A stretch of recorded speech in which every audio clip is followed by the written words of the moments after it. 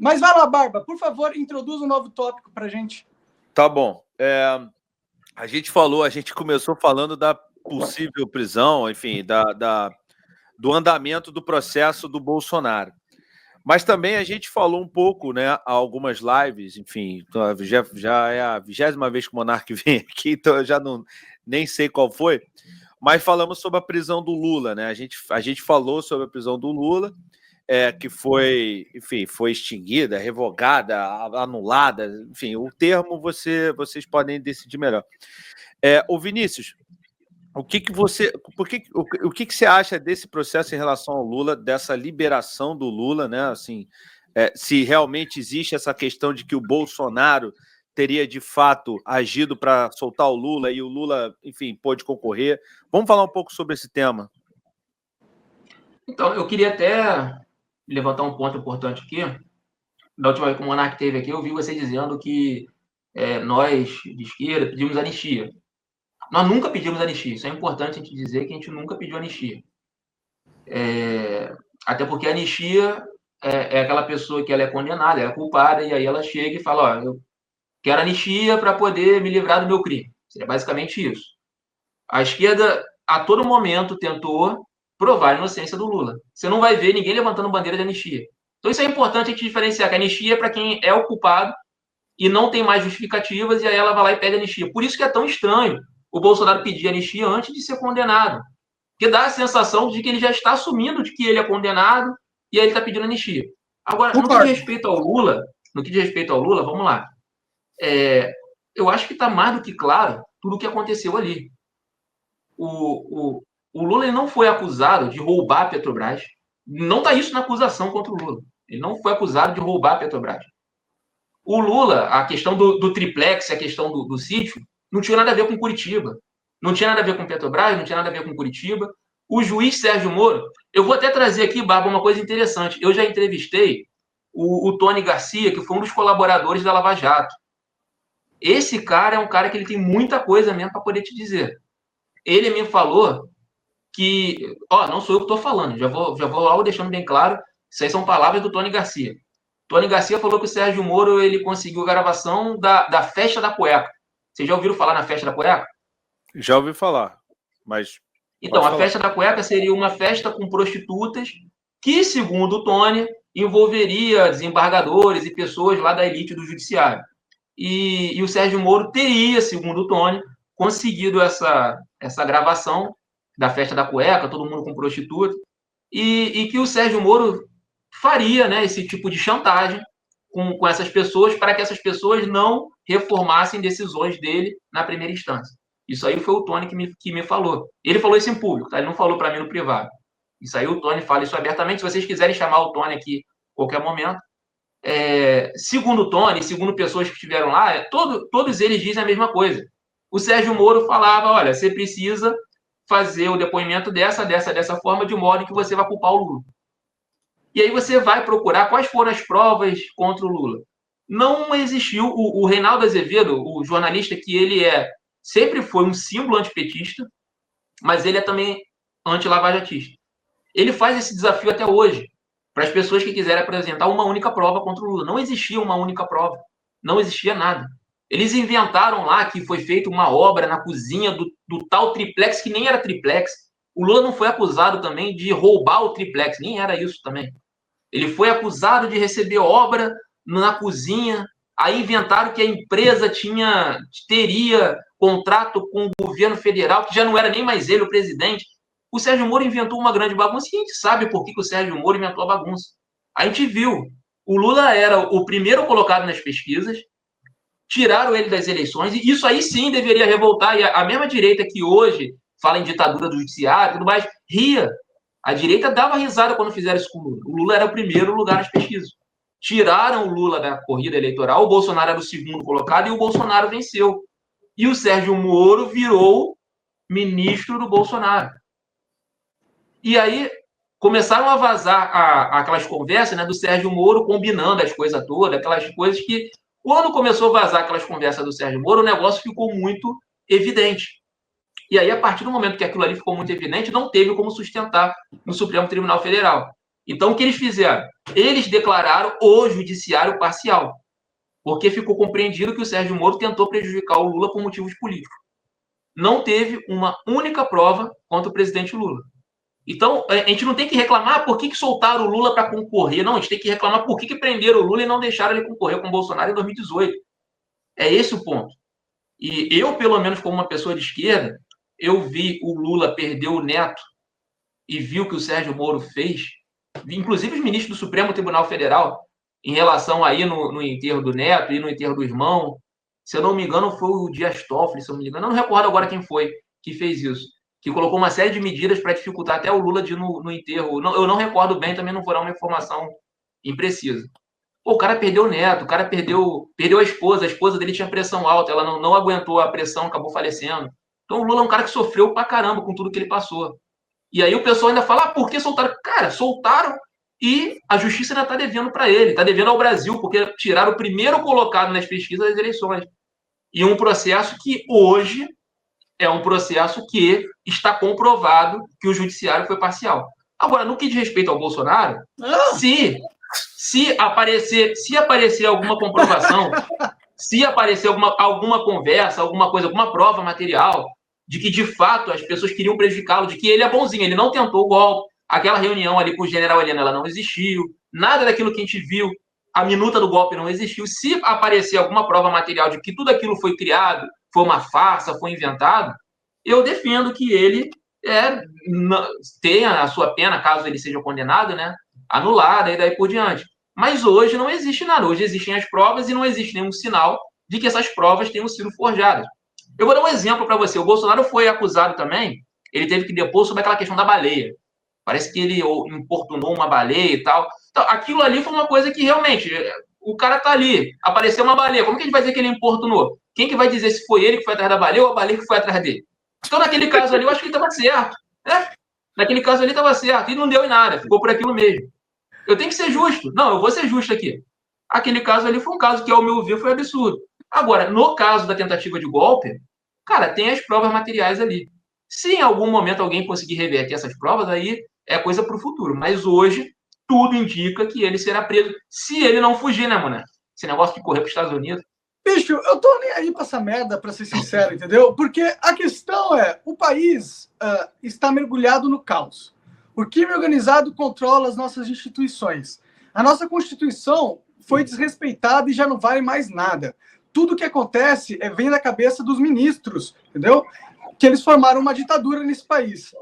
O que eu quero? O que eu acho que a gente tem que caminhar para? Nós temos que caminhar para uma nova Constituição, uma Constituinte, que modernize o Estado brasileiro e que acabe com esse inferno, esse manicômio que a gente vive, entendeu? Aí Bolsonaro, Lula, Alexandre de Moraes, eu quero que todo mundo se exploda, tá ligado? A única coisa que eu quero, velho, é que a gente tenha lei no país, entendeu? É que a gente tenha devido processo legal. Eu quero que as pessoas não sejam presas por protestar, entendeu? E eu quero que exista um ambiente jurídico, que as empresas possam vir aqui e prosperarem para dar emprego para a galera, para a gente explorar os nossos recursos minerais, entendeu? É isso que eu quero, porque hoje a gente vive num manicômio, a gente vive numa Constituição que, além de não ser respeitada, é horrível, é uma Constituição ultrapassada, é uma Constituição feita por imbecis, e a gente precisa, entrar no mundo moderno. Está tendo uma revolução tecnológica em automação e inteligência artificial, produção de chips, entendeu? E o Brasil, ele vive de exportar droga e comida, entendeu? E se continuar desse jeito, a gente vai ficar para trás no mundo inteiro. Daqui a pouco, a porra da Venezuela tá invadindo, entendeu? Por isso a gente tem que pôr ordem na casa. E a gente não vai pôr ordem na casa com o país comandado pelo crime organizado, cara. A gente tem que ter uma constituinte. E eu faço uma pergunta para o Vinícius. O que você acha, Vinícius? Você não acha que a esquerda e a direita não devem sentar na porra da mesa e começarem a discutir uma modernização do conjunto de regras que regem a estrutura política do Brasil para que a gente possa resolver os problemas, entendeu? Talvez a gente acabar com a guerra contra as drogas, para parar de 40 mil pessoas morrerem nas favelas todos os dias em briga civil, é uma guerra civil dentro do território nacional, entendeu? Para a gente parar de prender gente inocente, para a gente parar de fuder o empresário, para ele poder conseguir prosperar e contratar a galera, entendeu? Que tal? Será que a gente consegue sentar nessa mesa ou não? Então, a gente pode concordar em alguns pontos. Agora você está começando a trazer uns pontos mais civilizados que dá para a gente conversar. Você fica defendendo ditadura, eu fico puto, porra. E você está defendendo o direito de cometer crime, porra. Aí a gente vai, esse ponto aí a gente vai ficar... A gente não vai sair disso. É isso que eu tô defendendo. Vamos focar aqui na resposta. Vai. Cara, eu acho que é um direito seu. A gente pode, sim, você pode pensar que nós poderíamos ter uma Constituição diferente. Isso é um direito seu. Você pode pensar nisso. Mas eu te chamo para poder refletir um pouquinho. Essa Constituição hoje, ela seria feita basicamente pelo Centrão. E o Centrão, e acho que nesse ponto a gente pode concordar também, é um grupo político que basicamente vive de emendas. Eles estão ali querendo emenda, cara. Eles querem dinheiro, emendar mais orçamento secreto. Eu acho que então, você está pulando uma etapa, na minha opinião, entendeu? Porque antes da gente pensar em falar com o Centrão, ou passar qualquer lei, ou implementar qualquer Constituição, há de existir essa mesa e há de existir uma união dos grupos políticos de direita e de esquerda para sentar nessa mesa e discutir esse texto, essa nova Constituição, entendeu? Quando houver esse processo político de discussão e chegarmos a um entendimento de qual seria essa Constituição, uma Constituição que não tivesse lados, que só regesse o Estado de maneira prática, lógica, técnica, entendeu? E aí a gente brigaria de acordo com as regras que nós concordarmos, entendeu? Porque hoje não existe regras. A gente sabe disso. Você pode discordar, mas é a minha opinião. Então, eu acho que o Brasil, para a gente entrar num cenário político promissor, né, com futuro, a primeira coisa que a gente tem que fazer é discutir as regras. Chegar num entendimento de quais são as regras do nosso processo político civilizatório no Brasil, e aí a gente vai para cima, entendeu? Então, é isso que eu pergunto. Tem como a direita e a esquerda começar a pensar numa Constituição, começar a pensar em ideias, entendeu? Juntar essas ideias e a gente começar a conversar sobre elas, porque enquanto a gente ficar nesse negócio de corrida de cavalos, e o Lula, e o Bolsonaro, e o Alexandre, e não sei quem, e blá, a gente vai continuar vivendo num sistema de merda, numa sopa de merda do caralho, que é essa Constituição, esse pacto corrupto político que a gente vive, e a gente vai viver gradativamente um inferno pior. As coisas vão ficar cada vez piores, entendeu? Então, o que você acha dessa ideia, Vinícius? Então, cara, primeiramente, você sabe que eu discordo completamente de você em relação às instituições estarem funcionando. Elas estiveram perto de não funcionar, no contexto em que um presidente da República não aceitou a derrota eleitoral e tentou um golpe de Estado. Ali nós tivemos um problema crítico. Fora isso, as instituições elas estão funcionando. Obviamente que quem tiver uma derrota na justiça ela vai discordar e tal. Mas, enfim, nós temos uma discordância... Vamos na parte legal. Nós temos uma discordância nesse ponto. Agora, passando para o outro ponto. Eu acho, cara, difícil. Difícil... Não é nem assim, não estou falando a minha vontade, não é o meu desejo. Estou falando difícil na prática mesmo, você colocar isso na prática. Porque... Difícil eu sei que vai ser, mas então, mas você acha que é um difícil que vale a pena? É um difícil que vale a pena? Eu não sei se essas pessoas, se os grupos políticos que estão aí configurados, eles querem essa conversa. E eu vou te dizer por quê. Hoje nós temos 3 grandes grupos políticos. É um grupo de esquerda, tem um grupo bolsonarista, e tem o Centrão. São 3 grupos que são grupos majoritários em Brasília. E o Centrão, basicamente, não tem muita ideologia. Se o Bolsonaro ganhar, eles vão para o governo Bolsonaro. Se o Lula ganhar, eles vão para o governo Lula. E eu não vejo compromisso da parte deles de um debate nesse sentido. No caso da direita, e aí entra num assunto importante também, que eu até falei que nós poderíamos conversar depois, que é a questão da guerra cultural. E geralmente vocês atribuem isso a globalismo, cultura woke e tal, à esquerda. Isso não é esquerda. É uma invenção da cabeça. Né? Não, existe sim, cara. O que existe é o seguinte: Inclusive, olha só, isso aí existe até para atrapalhar a própria esquerda. Eu também acho. Existe o financiamento de ideias ultraliberais, elas não são ideias de esquerda. Essas ideias ultraliberais, identitarismo radical, isso aí se infiltrou dentro da esquerda. Isso aí, para mim, ao meu ver, não foi uma coisa positiva para a esquerda. Agora, no que diz respeito à direita, a direita brasileira hoje, que está mais para o lado da extrema-direita, que não é a direita tradicional, é algo diferente do que nós víamos há 10 anos, por exemplo. E tem uma influência muito grande do tradicionalismo. O tradicionalismo, cara, é uma corrente filosófica que acredita numa sociedade cíclica. Então, eles acreditam no ciclo dos sacerdotes, tem o ciclo dos militares, tem o ciclo dos comerciantes e o ciclo da perdição, que eles chamam o ciclo do comunismo. Então, eles acham o seguinte, eles precisam destruir o que está construído para poder voltar ao ciclo inicial, que seria um ciclo dos religiosos e daí por diante, que eles consideram que é o ciclo mais importante, mais nobre. E o Olavo de Carvalho, a esquerda, inclusive, comete um erro muito grande ao levar o Olavo de Carvalho na brincadeira. Porque o Olavo de Carvalho é um cara que realmente é um pensador que influencia muito o pensamento da direita brasileira. Na Rússia tem o Alexander Dugin, nos Estados Unidos tem o Steve Bannon, são tradicionalistas, embora o tradicionalismo russo seja diferente do tradicionalismo dos Estados Unidos. Inclusive, estamos aqui com a nossa querida Seguro. Olha aí, ó. Essa aí, vou te falar que essa casa me surpreendeu, rapaz. Porra, é bem legal essa Seguro Bet. Você tem um link aí pra entrar? Tenho, tá aqui na descrição. Então entra pelo link do Barba, se for matar a curiosidade lá. Entra pelo do Barba pra dar moral pro podcast. Mas, porra, essa casa é bem legal, viu? E eles propõem essa tal guerra cultural, que é um gramsci mais avesso. Que vocês falam, cultura woke e tal. Na verdade, o que existe, isso não é invenção minha, isso aí está sendo pregado pela direita, de que eles precisam ocupar todos os espaços da sociedade. Então, eles ocuparam as igrejas evangélicas, eles ocuparam os conselhos tutelares, eles estão tentando ocupar todos os espaços, eles estão brigando dentro das escolas, dentro das universidades. Inclusive, entra essa questão aí do Frei Gilson também, que é uma tentativa de se infiltrar dentro da não é só ele, né? São vários personagens que estão tentando se infiltrar dentro da igreja católica. Posso fazer um adendo, Vinícius? Fala aí.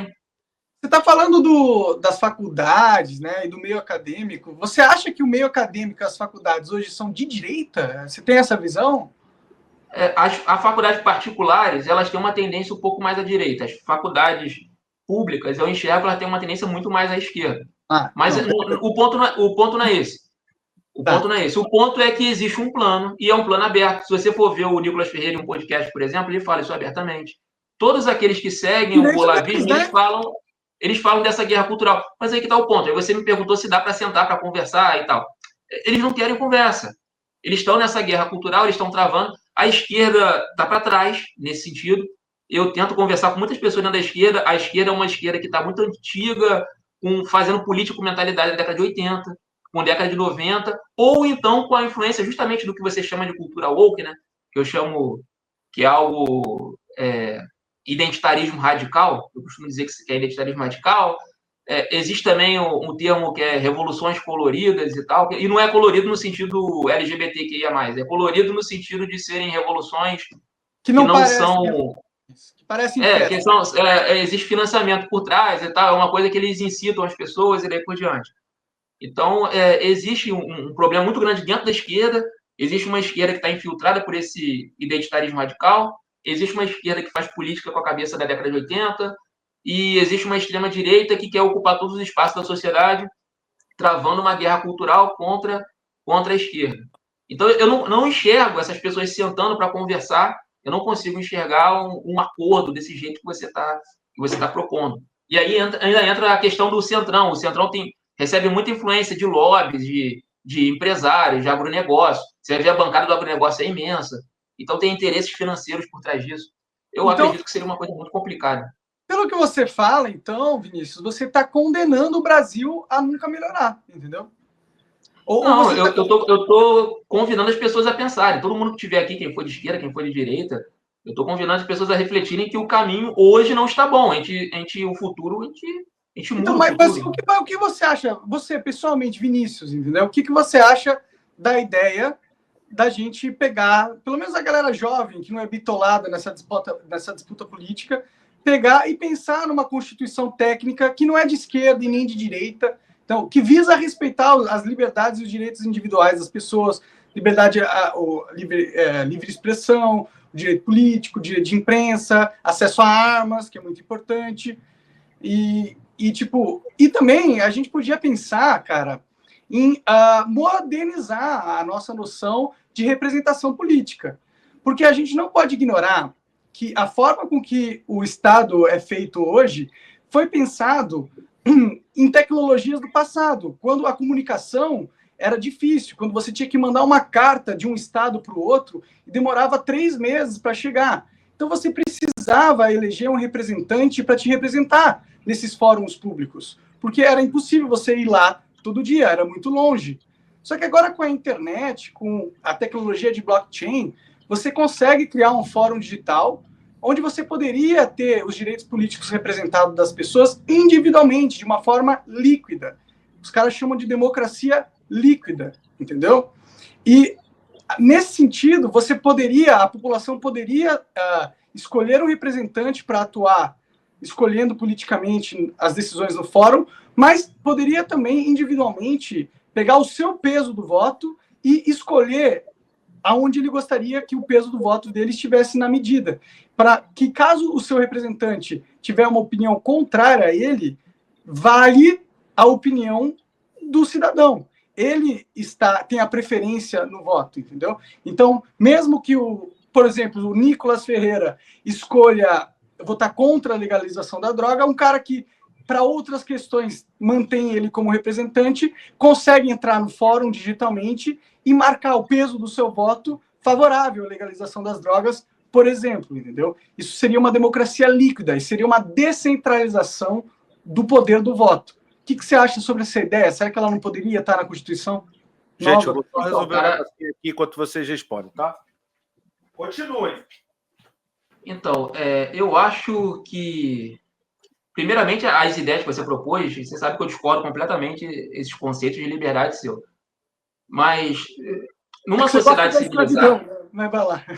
Não, mas vamos lá. Numa sociedade civilizada e tal, eu acredito sim que os grupos políticos deveriam sentar e conversar e deveriam existir mecanismos de modo com que o político ele foi eleito, o político ele é um representante do povo. Essa é a ideia da democracia representativa. Eu estou elegendo um deputado para... Você não acha meio ultrapassado? Não é meio ultrapassado a gente ter que colocar alguém para decidir por nós? Será que não existe tecnologia e o suficiente para que nós decidimos por nós mesmos? Se a gente quiser... Isso é uma coisa que, de repente, para o futuro possa ser pensada, mas para você mexer com uma coisa dessa, é óbvio. É uma coisa que precisa ser pensada com muita cautela. Mas você gosta? Você parece uma boa ideia? Ou você acha ruim? Então, você acha negativo? Eu vou chegar Eu acho, sim, que a população deveria ter mais participação, porque o político ele é eleito e geralmente ele some. E aí a pergunta, inclusive, para a pessoa em que ela votou, e a pessoa não sabe nem em que ela votou. Nas periferias, nas áreas mais pobres, existe muito aquele negócio de pressão, de tipo, esse prefeito aqui vai arrumar um emprego para o seu tio, para o seu primo e tal. Aí o pessoal vota ali por influência local, principalmente nas cidades de interior.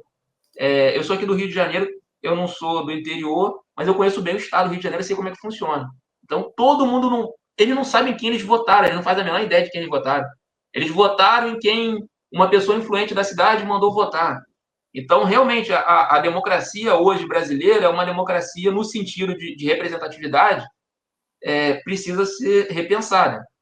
E eu vou dar um exemplo para vocês que vai surpreender. A galera adora falar China, comunista, não sei o quê, ditadura. A China tem um mecanismo local que eu não recordo agora o nome que eles dão, mas eles têm ali uns comitês locais em que a própria população senta... seria quase como uma reunião de condomínio, vamos dizer assim. O local, eles decidem tudo o que será feito. E é diferente de você ter, por exemplo, um vereador que chega, que vai ser eleito e depois ele não aparece mais. Na China é a própria população que fala, o que a gente vai fazer? A gente vai construir uma praça? Eu estou falando a nível local. Existe um plano, como todo país socialista, existe um plano de desenvolvimento, né, nacional, que é uma coisa um pouco maior, de tecnologia, estradas, energia, daí por diante. É uma coisa nacional. Mas a nível local, a gente vai construir o quê? A gente vai construir uma praça, a gente vai construir um centro comunitário. Isso aí é a própria população que senta para poder decidir o que será feito com a verba. Então, nós estamos muito acostumados a dizermos o Brasil, os Estados Unidos são um mundo livre. Mas, às vezes, a gente não sabe, existem outros modelos de democracia e isso nada mais é do que democracia, uma participação popular. A população está participando diretamente do que será feito com o seu bairro. De qual ideia exatamente? De você não ter mais deputados, senadores? Seria nesse sentido? Você não prestou muita atenção. Não é que você não teria mais deputado, tá ligado? Você teria deputados. A questão é, pensa, o que é a Câmara dos Deputados? A Câmara dos Deputados é um fórum de discussão, certo? Sim. Um fórum de discussão, ele pode ser digital também, correto? Também. Então, a minha ideia de democracia líquida para essa nova Constituição, que você vai me ajudar a convencer a esquerda da gente formar junto com a direita, seria implementar um software com a tecnologia de blockchain que daria para o indivíduo, para o cidadão, né, acesso a esses fóruns, onde ele poderia colocar um representante, né, onde ele representaria ele nessas decisões, nas questões do fórum, mas ele também poderia, em questões específicas, se assim ele desejar, escolher ignorar a decisão do seu representante e fazer valer a sua decisão pessoal, entendeu? Esse é um sistema que eu estou propondo, eu gostaria de saber a sua opinião, se você acha que é uma boa ideia da gente colocar na Constituição esse sistema político e que talvez a gente consiga descentralizar o poder do voto, que você estava falando no início, que é um problema brasileiro, né? E eu gostaria de ouvir a sua opinião, se você acha uma ideia boa, entendeu? Então, uma coisa é a ideia ser boa e a outra coisa é a gente conseguir desmontar as estruturas de poder. Mas você acha boa? Não, eu acho que é interessante nós darmos mais voz para a população. Nós elegemos os políticos. De voz? Por que não 100%? Oi? Tipo, dar mais voz eu também acho legal, mas por que não dar 100% do poder para eles, tá ligado? Por que não dar 100% do controle do seu voto, do seu poder político através do Estado? Por que não dar 100% para eles, entendeu? Essa é a minha questão. Porque dentro desse eu concordo sim, Monark, que nós deveríamos ter... Sim, nós deveríamos ter instrumentos em que nós deveríamos controlar melhor os políticos que nós elegemos. 100%. Você teria que botar isso no papel de uma forma mais detalhada para ver como é que funcionaria, né? Teria que ter uma coisa mais estruturada para poder entender exatamente como que funcionaria. Mas sim, eu acho que se a população... o político ele foi eleito, e aí ele não está fazendo nada daquilo do que a população que o elegeu está fazendo, queria que ele fizesse, a população deveria, sim, ter o direito de chegar lá e retirar. Inclusive, nos Estados Unidos tem um sistema de recall, né? Que é aquele sistema que o político ele foi eleito e aí ele não está indo bem, a população tira ele. Mas nesse caso, Vinícius, a população nem precisaria tirar o cara, entendeu? Nesse caso, nem precisaria haver eleições. Porque a escolha do seu representante, bastaria você entrar no app do governo, aí você fala assim, e isso dá para a gente customizar bastante, entendeu? Você pode pegar várias questões decisórias dentro do Estado e você poderia colocar o representante que você confia mais para cada decisão dessa, entendeu? Mas se você for um cara engajado, você poderia ir questão por questão e não usar o representante e escolher por conta própria, entendeu? E outra, se o seu representante você não está gostando... Ei, desculpa, eu apertei no teu. Foi mal. E se... Posso falar? E se esse representante não estiver satisfazendo o indivíduo, ele pode pegar o app dele e colocar outro automaticamente, entendeu? E aí, para as próximas decisões, vai valer a decisão desse novo representante, que ele escolheu, entendeu? Então, a gente não precisaria gastar com eleições, né, que seria uma economia muito grande para o Estado e para os políticos, inclusive, e as pessoas iam ter controle 100% do poder deles, entendeu? Para mim, é uma evolução natural da dinâmica política. Sim, então, eu concordo, sim, que o ideal em uma democracia seria que nós pudéssemos exercer um poder desse tamanho em cima dos políticos, mas eu vou até recomendar, tem um livro que que fala a produção capitalista do espaço, que é do David Harvey. Ele fala exatamente sobre isso, que o capitalismo ele é um sistema em que funciona em uma democracia controlada. Então, as instituições elas só funcionam quando as elites capitalistas permitem que elas funcionem. a gente entra em outros pontos. Não é que eu esteja dizendo que sua ideia seja ruim, não. O que eu estou querendo te dizer, Monarca, é o seguinte. Vai ser difícil. Com certeza. Concordo. Implementar a resistência que vai ter. Mas, pô, eu concordo que a democracia representativa deveria passar por dar muito mais poder para que a população pudesse descer e cortar gastos também com políticos e tal. Isso aí eu acho ótimo. E não é de Mas eu tô falando esquerda isso, né, Vinícius? Você percebe como existe common ground entre os polos políticos? Porque isso é uma medida técnica, entendeu? Que não dá preferência a nenhum lado, porque ele descentraliza o poder de uma forma individual, que é o máximo de descentralização possível. Então, não há preferência por grupos, tá ligado? E, tipo, eu entendo que é difícil e que vai haver resistência dos grupos políticos, grupos econômicos e etc, blá, blá, blá, tals e tals, mas se a gente entende que essa seria a solução ideal para uma organização política verdadeiramente democrática, verdadeiramente do povo, pelo povo, para o povo, entendeu? Por que não começar a divulgar ou discutir essa ideia entre o seu ciclo de esquerda e entre o meu ciclo de direita e esquerda, sei lá, para a gente começar a despertar essa motivação e esse interesse nas pessoas, entendeu? Porque eu acho que muito do problema político brasileiro é que a gente fica preso em discussões políticas que só são relevantes dentro de uma novela, de um sistema que não está indo para lugar nenhum e a gente sabe que não vai para lugar nenhum, entendeu? Então, a minha proposta é a gente, ignorar essa briga idiota que não leva a nada a ninguém ganha nada com isso, e começar a pensar numa solução que verdadeiramente nos beneficia de alguma forma, entendeu? Não, eu entendo o que você está falando. Eu acredito até que muitas pessoas possam concordar com o que você está falando. Eu só volto a essa questão do ponto das estruturas de poder que elas estão configuradas. Concordo, completamente, vai ser difícil. Os conceitos de esquerda e direita, inclusive, eu trato esses conceitos de uma forma um pouco mais técnica, no sentido da Revolução Francesa. Você pega ali da época da Revolução Francesa, teve ali a Revolução, e aí aquela galera que queria derrubar com o antigo sistema se sentou à esquerda do parlamento, aí teve a galera que sentou à direita era mais conservadora, que queria conservar as estruturas de poder. Óbvio que a sociedade hoje é uma sociedade diferente, mas a direita, quando ela fala em conservar, ela não está falando em conservar só princípios morais. A direita ela também defende conservar as estruturas de poder, e a esquerda, pelo menos deveria, que a esquerda no Brasil, realmente, algumas pessoas fazem crítica, a crítica faz sentido. Existe uma esquerda no Brasil meio desvirtuada. Algumas figuras dentro da esquerda que nem deveriam estar dentro da esquerda. Mas, teoricamente, a ideia da esquerda é derrubar as estruturas de poder. Enquanto a direita é conservadora, é conservar as questões morais e tal, e as estruturas de poder.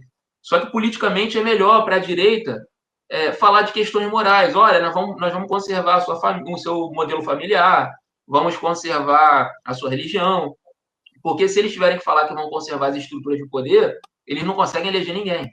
Então, aí você veio para mim e disse, olha, mas aí, se nós fizéssemos isso, o que iria acontecer? Os dois lados poderiam sentar. Eu não acredito que o centrão, que na prática a gente chama de centrão, acaba sendo uma direita, porque eles defendem determinados lobbies, né, grupo do agronegócio, empresários do varejo, daí por diante. Eu não acredito que o centrão e a direita iriam aceitar isso de boa. Inclusive, existiria resistência dentro da própria esquerda. Porque eu volto a dizer, dentro da própria esquerda houve essa infiltração. Nem todo mundo dentro da esquerda está querendo acabar com as estruturas de poder. Então, a gente tem um problema grande aí. Vai ser difícil, Vinícius. Cara, eu concordo com você. Ninguém quer mudar. Tá todo mundo preocupado com esse joguinho político e para se dar bem no final das contas, entendeu? Eu entendo isso. Mas eu de verdade, eu vou morrer, sei lá, espero que velho, e eu gostaria de usar esse tempo que eu tenho aqui em terra para fazer algo que verdadeiramente vá mudar alguma coisa para melhor, entendeu? E então, para mim, a minha prioridade agora é muito mais da gente começar a pensar nessas soluções. E aí, cara, beleza, eu sei que vai ser difícil você convencer todo mundo da sua galera que essa é uma boa ideia, entendeu? Mas se você gosta da ideia e se você acha que é um caminho que não tem lado, que não é direita e esquerda, e que pode ser uma boa solução política para aumentar o poder do povo, né? Por que não? Por que não começar essa discussão aí, né? Por que não a gente tentar fazer com que isso seja onde a gente vai colocar nossa energia política para tentar acontecer, fazer acontecer? Porque é melhor a gente focar numa solução do que ficar focando em coisas que não vão levar em nada. Pelo menos é o que eu penso, entendeu? Concordo. Cara, nesse sentido aí, é o único ponto que a gente pode concordar. Realmente, a democracia representativa... Achamos! Não, nesse ponto aí a gente está concordando. Gostou dessa resenha? Então, olha só, para ver ela completa, o link tá aqui embaixo na descrição. E, pô, não deixa de dar o like, deixa o joinha, não custa nada para você. E se inscreve no canal se você puder, tá bom? Você quer aprender a criar um podcast do zero? Eu criei o meu e vou ensinar tudo para vocês, os materiais, os equipamentos, como chamar as pessoas, como entrevistar, como fazer uma boa entrevista, como buscar o corte, como fazer uma thumb boa, um título legal. Cola aqui, também tem o link na descrição. Vocês vão cair no nosso grupo de WhatsApp e lá a gente vai tirar todas as dúvidas para vocês, né, terem essas aulas comigo. Serão 5 aulas, cada uma de 1 hora. Eu e você, não é gravado, é ao vivo, tá bom?